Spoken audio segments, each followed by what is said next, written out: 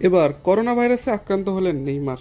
গত কয়েকদিন ধরে বাংলাদেশে করোনা ভাইরাসের প্রাদুর্ভাব ঘটেছে বলে গণমাধ্যমে খবর আসছে।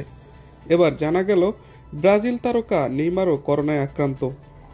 গতকাল শনিবার এক বিবৃতিতে নেইমারের ক্লাব সান্তোস জানিয়েছে তিনি কোভিড-19 পজিটিভ হয়েছেন এবং বর্তমানে তিনি নিজ বাড়িতেই চিকিৎসা নিচ্ছেন। বিবৃতিতে লেখা আছে, গত ৫ জুন বৃহস্পতিবার থেকে নেইমারের দেহে উপসর্গ দেখা দেয়।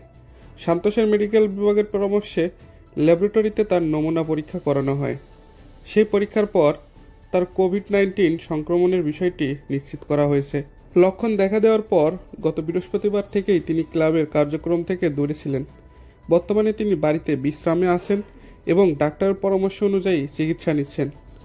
এই নিয়ে দ্বিতীয়বারের মতো করোনা ভাইরাসে আক্রান্ত হলেন নেইমার। এর আগে 2021 সালের মে মাসে পিএসজিতে খেলার সময় তিনি কোভিড-19 পজিটিভ হয়েছিলেন। প্রায় 4 মাস তাকে আইসোলেট হয়ে থাকতে হয়েছিল। 2023 সালে পিএসজি ছাড়ার পর তার ক্যারিয়ারের দুঃসময় চলছে। সৌদি ক্লাব ঘুরে এখন তৃতীয় হয়েছেন সান্তোসে, কিন্তু ইনজুরি আর ফর্মহীনতা তার পিছু ছাড়ছে না। দর্শক, এই ছিল আমাদের আজকের ভিডিওটি ভালো লাগলে লাইক করুন।